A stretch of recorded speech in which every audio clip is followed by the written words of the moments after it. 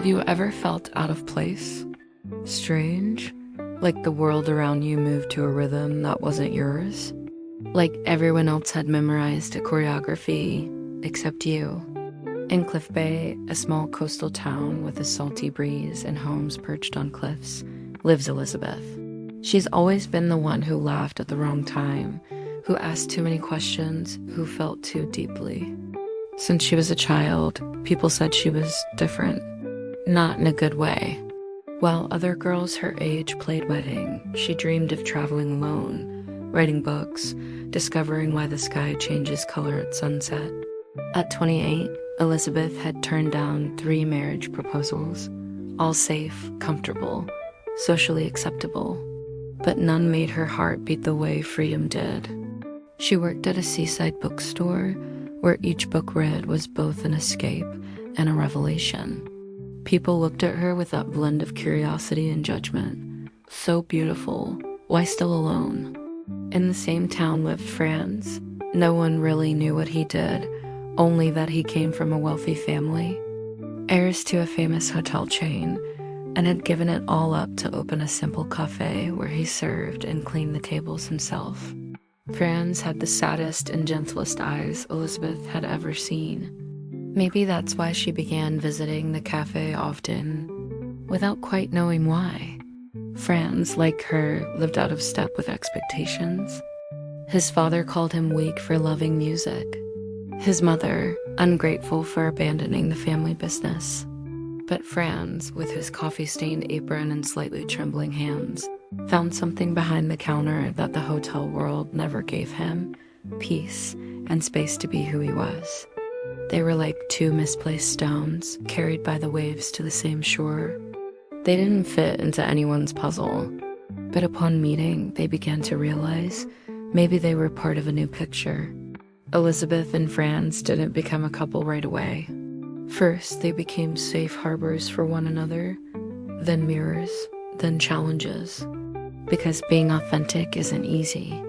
It means being called crazy for wanting a life that doesn't fit into shop windows. It means bearing the weight of not always pleasing others, of disappointing even those we love. Elizabeth, with her intensity, often cried without reason. Franz, with his gentleness, was called soft, even by close friends. And still, day by day, they endured. Not out of rebellion, but out of love. Love for a life that made sense. Love for their own truth. Their story isn't a fairy tale. There are no castles, no eternal promises, but there's courage. The courage not to conform. The courage to be called weird and still go on. The courage to live out loud, even while afraid. Deep down, Elizabeth and Franz are like many of us. People who look at the world and ask, is it me who's wrong? Or is it this system that wants us all the same? And maybe, just maybe, the answer lies in that very discomfort, because those who don't fit are the ones most capable of changing everything. It's the questions that change the world, never the ready-made answers. If you've ever felt out of place, remember this. Your sensitivity is a sign that you feel more deeply. Your doubt, a window to the new. Your restlessness, the spark of change. Maybe you're not strange. Maybe you're just awake in a world that's still asleep. Elizabeth started writing letters she never sent. They were for no one, and yet for herself. Outpourings hidden inside the pages of old books in the bookstore, like someone planting feelings, hoping they'd bloom someday. Franz, on the other hand, did the opposite. He silenced everything. Swallowed his fears, hid his dreams behind a gentle smile. No one knew he wrote music. That he had a blue notebook locked in the cafe's bottom drawer, filled with lyrics ripped straight from the heart. It was on a stormy night that fate decided to tangle the lines of these 2 restless souls. Elizabeth, walking home from the bookstore, found the cafe closed, but the kitchen lights still on. Curious, or maybe impulsive as always, she knocked on the back door. Franz opened it, tired-faced, but with that look that always seemed to see past the surface. She saw the notebook. He tried to hide it, she insisted. And then, in one of those moments when life conspires in your favor, he played one of his songs. Quiet voice, trembling fingers on the guitar, and lyrics about not fitting in the world, but still dreaming of it. Elizabeth cried, unashamed, as if someone had finally described what she'd always felt, but never knew how to say. That night, the cafe felt too small for the two of them. Too small for so much feeling, so much shared truth. That's when something began. Not a picture-perfect magazine romance, but a real bond. Deep, uneven. A love that didn't come to complete, but to liberate. The following days brought challenges. Franz's mother showed up, demanding he sell the cafe. "You're a Carter, Franz. This is a phase. You were born for bigger things." But he looked around and went, "This is a phase. You were born for..." Why does the world insist on calling small what makes me happy? Elizabeth received a job offer in New York, editor-in-chief of a magazine, a lifelong dream, high salary. Prestige her family applauded for the first time, but deep down, she knew it wasn't about her, it was about what was expected of her. And that's when they had to make a choice. The kind that changes everything. The kind with no right answer, only courage. Franz closed the cafe for a week, took Elizabeth up the cliffs where she used to write, brought his guitar. She brought her letters. There, they opened everything. Insecurities, scars, hidden fears. What if we fail? She asked. Then we fail being who we are? Not who they expected us to be, he replied. There, with the salty wind on their faces and the sun setting behind the sea, they understood life doesn't wait for perfection. It waits for truth. Elizabeth turned down New York. Franz kept the cafe. And together, they created something new. A cultural space in town, where he played, she wrote, and young people who also felt out of place found a safe space to be themselves.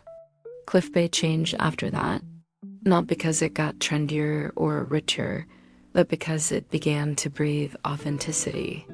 People started visiting not just for the sea or the view, but to remember that sometimes what the world calls misfit is just a different way of loving, living, and feeling. And if you right now feel like you don't belong, maybe you're not broken. Maybe you're exactly what the world needs. It just hasn't realized it yet. The sun was slowly rising over Cliff Bay. Seagulls circled the sky, and the tide reached out as if to embrace the whole town. It was the day of the festival. The first one hosted by Franz and Elizabeth. An event that started as a scribbled idea on a napkin and now took shape before the entire city. The streets were decorated with colorful handmade flags, and at every corner, there was music, poetry, and art. But the real highlight was the simple wooden stage facing the sea, where Franz tuned his guitar. Beside him, Elizabeth held a microphone with cold hands, not from fear, but from emotion. In the audience were familiar faces and many unknown ones, visitors from nearby towns, drawn by the stories shared in that little seaside cafe, stories of real people. People who refused to live on autopilot. Elizabeth spoke first, but didn't read from a script. She simply looked at the ocean and began to tell about the day she first felt free, even without knowing what came next. About the day she realized being too much, too sensitive, too intense, too outside the box was actually a gift. Then Franz played the song he had written just for that moment. The same one born on that quiet night in the cafe kitchen, but now with new lyrics. Ones that spoke of finding home in someone's eyes, of the courage to be, and of how the sea washes away what no longer serves and returns what truly matters. As he sang, images of the town mixed with memories. The bookstore now with a shelf just for local authors. The cafe with tables full of youth creating, singing, dreaming. The beach with footprints of children, couples, elders. Cliff Bay had transformed because two hearts refused to hide. In the final verse, something unexpected happened. Franz knelt on the stage. took out a small wooden box with a handmade ring. Simple, unique, imperfect, like everything they believed in. And in front of the entire town, he looked into Elizabeth's eyes. I won't promise you a perfect life, but I want to share a real one with you, with gray days and golden ones, with silence and laughter, with love, the kind of love we build not with formulas, but with truth. Will you? The silence lasted a second, but it was the kind of silence that screams. Elizabeth smiled. Tears flowed, and she didn't try to stop them, and she said, I will keep being who I am by your side, and love you exactly for who you are. The town erupted in applause, but in that moment there were only two of them. Two who once felt lost, and who, by not fitting into the world, created their own. And when the sun finally sank into the horizon, painting the sky orange and gold, Elizabeth and Franz danced on the sand. No music, no choreography, just the breeze, the sound of the waves, and the certainty that sometimes what seems inappropriate to the world as eyes is actually the most authentic part of who we are.